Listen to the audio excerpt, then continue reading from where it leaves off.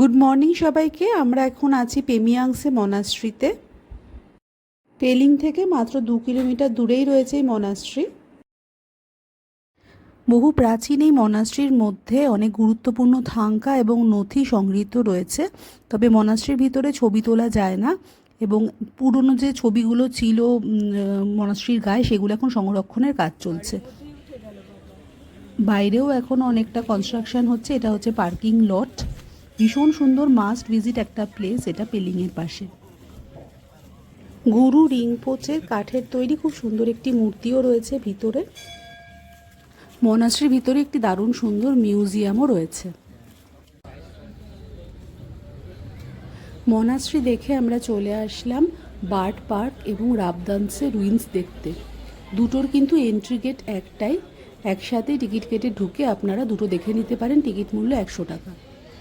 বন্ধ করা যাওয়া যাবে না।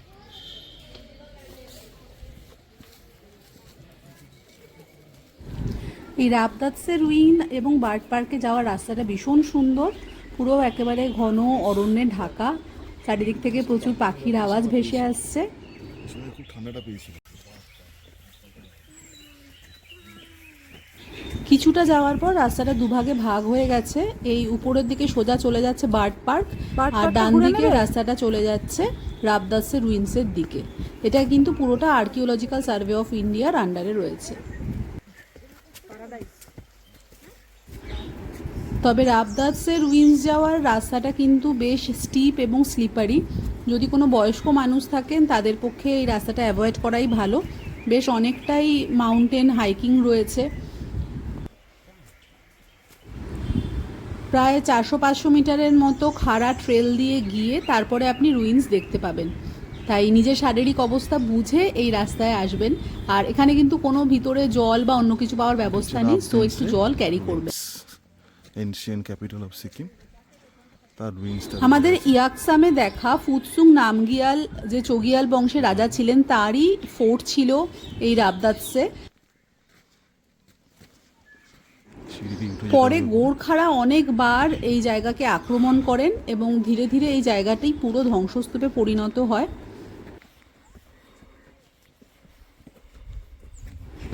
এখন এর ধ্বংসাবশেষের মধ্যে কিছু প্রাচীন দেয়াল, পাথরের তৈরি রাস্তাঘাট, এছাড়া কিছু চোরতেনের অংশ, কিছু স্তূপ, এই সমস্ত দেখতে পাওয়া যায়। একসময় এটা ছিল বিশাল বড় এক প্যালেস এবং ফোর্ট, যাতে বাইরের শত্রুরা আক্রমণ করতে না পারে তাই জন্যই এত উঁচু স্টিপ জায়গা এটা বানানো হয়েছিল। অনেকটা জায়গা নিয়ে পুরো প্যালেসটা ছিল। Ancient capital.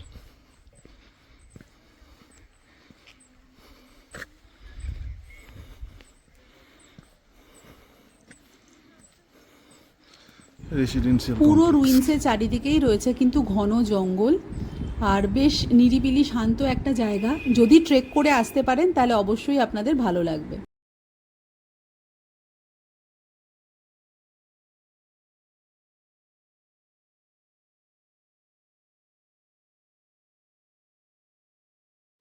ভিতরে এখনও যা ধ্বংসাবশেষ রয়েছে তা কিন্তু বেশ অনেকটাই বড়।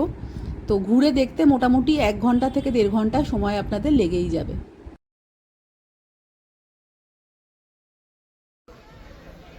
এরপর আমরা চলে এলাম পাশের বার্ড পার্কে। খুব সুন্দর সাজানো গোছানো একটি পার্ক। সঙ্গে যদি ছোট সদস্য থাকে তাহলে কিন্তু পার্কটি দারুণ উপভোগ্য।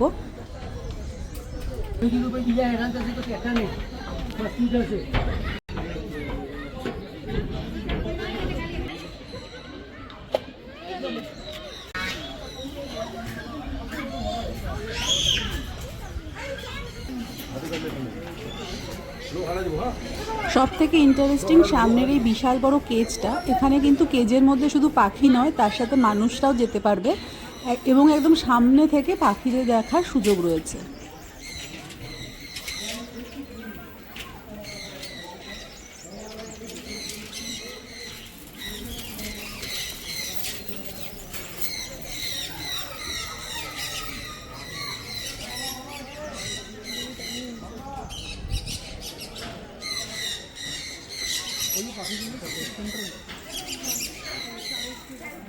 নিচে দেখ।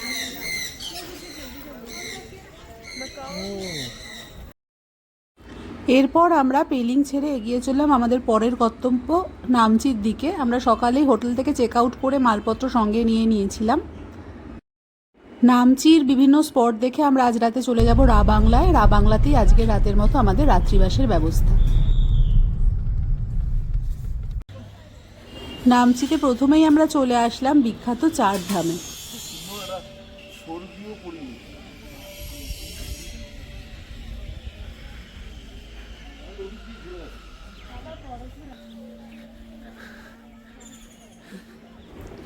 চারিদিকে কুয়াশা ঘিরে এক স্বর্গীয় পরিবেশের সৃষ্টি করেছে।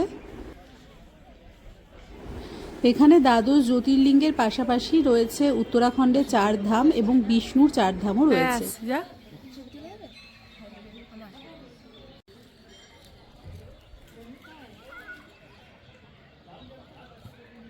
সামনেই রয়েছে বিশাল বড় এক শিব ঠাকুরের মূর্তি এবং তার সামনে নন্দী মহারাজ। অনেক দূর থেকে এই মূর্তিটি দৃশ্যমান।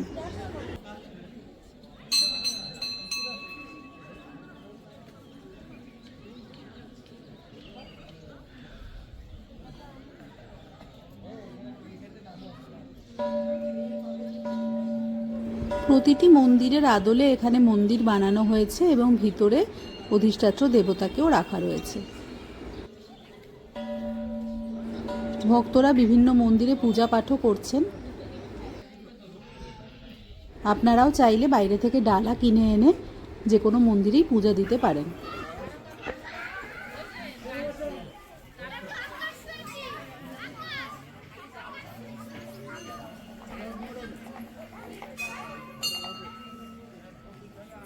পুরো জায়গাটাই বিভিন্ন ঝর্ণা, অনেক ফুলের গাছ, সব কিছু দিয়ে সুন্দরভাবে সাজানো।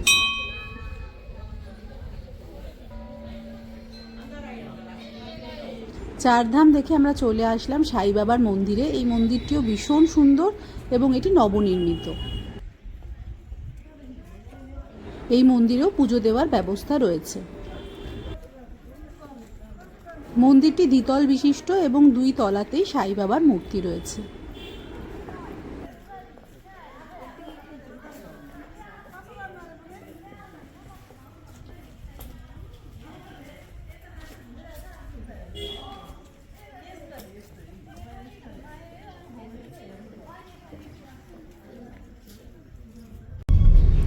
এরপর আমরা চলে আসলাম নামচি শহরে। এখানেও কিন্তু প্রচুর হোটেল রয়েছে, যদি কেউ চান তো নামচিতেও রাত্রিবাসের ব্যবস্থা করতে পারেন।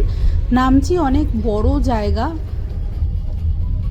এখানে দোকানপাট, স্কুল, কলেজ, হাসপাতাল সমস্ত কিছুই রয়েছে। কিন্তু আমরা আজকের মতো হোটেল বুক করেছি রা বাংলায়। নামচি থেকে রা বাংলা আরো প্রায় 30 কিলোমিটার মতো দূরে। তো রা বাংলায় রাতে থেকে কাল সকালে রা বাংলা স্পট দেখে আমরা চলে যাব ট্রেন ধরতে এনজেপিতে।